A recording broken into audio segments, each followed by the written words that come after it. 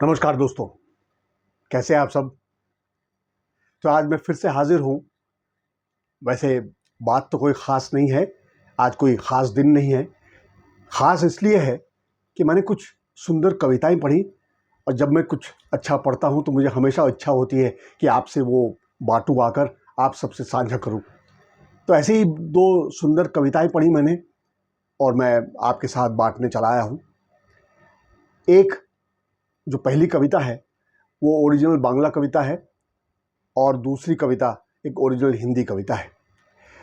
मैं हमेशा आभारी रहूँगा मेरे मित्रों का, मेरे दोस्तों का, जो मुझे इतनी सुंदर सुंदर कविताएं भेजते रहते हैं, जबकि उन कविताओं के रचयिता का नाम बहुत बार मुझे पता भी नहीं होता, लेकिन फिर भी आप सबसे ये कविताएं मुझे मिलती हैं।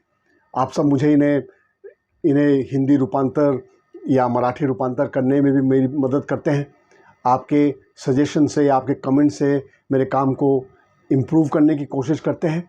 मैं हमेशा आप सबका भी आभारी रहूँगा। तो चलिए, आज जो पहली कविता मैं आपको पढ़ के सुनाने वाला हूँ वो, जैसे मैंने कहा, वो एक ओरिजिनल बांग्ला कविता है और उसके बाद मैं उसका हिंदी रूपांतर भी आपको पढ़ के सुनाऊँगा, जो मेरी एक कोशिश हमेशा रहती है। तो चलिए, सबसे पहले ये बांग्ला कविता पढ़ते हैं, जिसका शीर्षक है प्रतीक्षा, और इसके रचयिता हैं श्री चंदन कोटाल। तो चलिए ये कविता पढ़ते हैं। জায়গা হয়নি বৃদ্ধা মায়ের ছেলে বৌমার সুসজ্জিত ঘরে।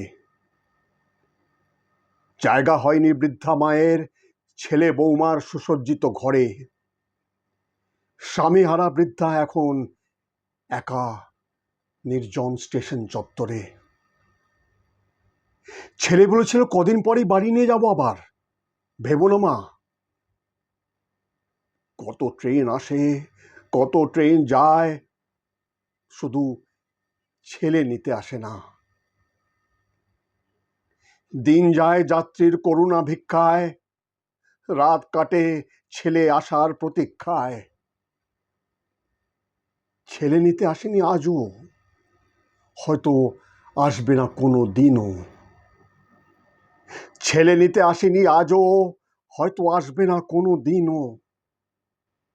হয়তো এভাবেই শোধ হবে অভাগিনী জন্মদাত্রীর ঋণ। প্রতীক্ষার ব্যথা বড় নিদারুণ, হার মানে গর্ভ যন্ত্রণা। তবু পথ চেয়ে থাকা অপলক, মার মন কথা শোনে না। প্রতীক্ষার ব্যথা বড় নিদারুণ, হার মানে গর্ভ যন্ত্রণা। তবু পথ চেয়ে থাকা অপলক, মার মন কথা सुने ना। बहुत सुंदर कविता थी दोस्तों, बहुत ही मनस्पर्शी। तो चलिए, अब इस बांग्ला कविता का हिंदी रूपांतर पढ़ते हैं। मैंने एक कोशिश की है, आशा करता हूँ आपको वो अच्छी लगेगी। जगह नहीं मिली बूढ़ी माँ को बेटे बहू के सुसज्जित घर में। जगह नहीं मिली बूढ़ी माँ को बेटे बहू के सुसज्जित घर में। बिना पति के अकेली वृद्धा अब पड़ी है सुनसान स्टेशन के इलाके में। बेटे ने कहा था चिंता मत करो मां, कुछ ही दिनों की बात है, फिर घर ले जाऊंगा। बेटे ने कहा था चिंता मत करो मां, कुछ ही दिनों की बात है, फिर घर ले जाऊंगा। कितने ही ट्रेन आते हैं, कितने ही ट्रेन जाते हैं, सिर्फ बेटा लेने नहीं आता है। दिन गुजरते हैं यात्रियों की भीख करुणा से, रातें कटती हैं बेटे के आने की उम्मीद में। बेटा लेने नहीं आया आज भी, शायद आएगा भी नहीं किसी दिन। बेटा लेने नहीं आया आज भी, शायद आएगा भी नहीं किसी दिन। शायद ऐसे ही चुकेगा अभागन जन्मदात्री का ऋण।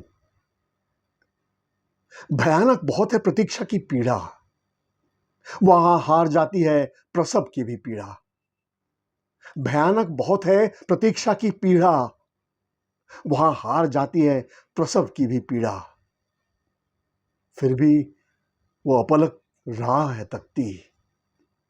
आखिर मां का मन है, सच्चाई कहां मानती।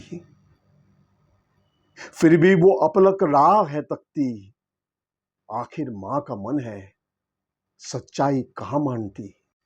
आइए दोस्तों, अब इस भारी वातावरण से थोड़ी निकलने की कोशिश करते हैं। एक हल्की फुल्की कविता आपको पढ़ के सुनाता हूं। ये कविता दोस्ती पर आधारित है, ओरिजिनली हिंदी में लिखी हुई है। रचयिता का नाम मुझे नहीं मालूम, लेकिन फिर भी चलिए इस कविता का स्वाद लेते हैं। लोग कहते हैं, क्यों सजाते हो दोस्तों की महफिल। लोग कहते हैं कि क्यों सजाते हो दोस्तों की महफिल। क्यों करते हो बेकार का हल्ला गुल्ला दोस्तों के साथ। क्या जरूरत है इन दोस्तों की, क्या काम आते हैं ये दोस्त। मैंने कहा, हुजूर, चाय पिए तो अदरक का स्वाद है दोस्त। चाय पिए तो अदरक का स्वाद है दोस्त।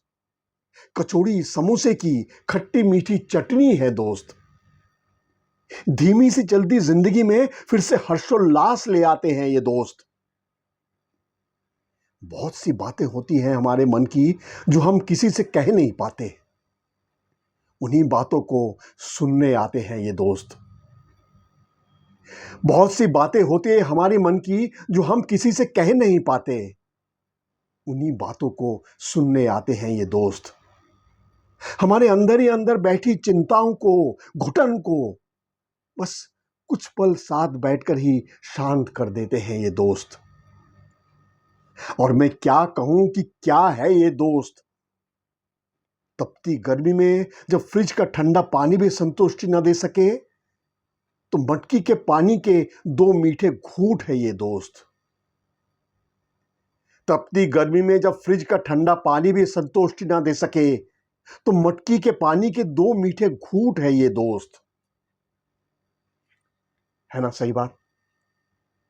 अच्छे दोस्तों को मिलना, अच्छे मित्रों को मिलना एक सौभाग्य की बात है, और जिन्हें ऐसे दोस्त मिले हो वो बहुत ही खुशनसीब है।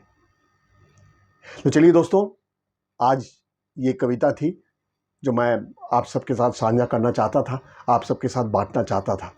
आशा करता हूं आप सबको भी अच्छे लगे। बहुत जल्द फिर से मिलेंगे। स्वस्थ रहिएगा, खुश रहिएगा। नमस्कार।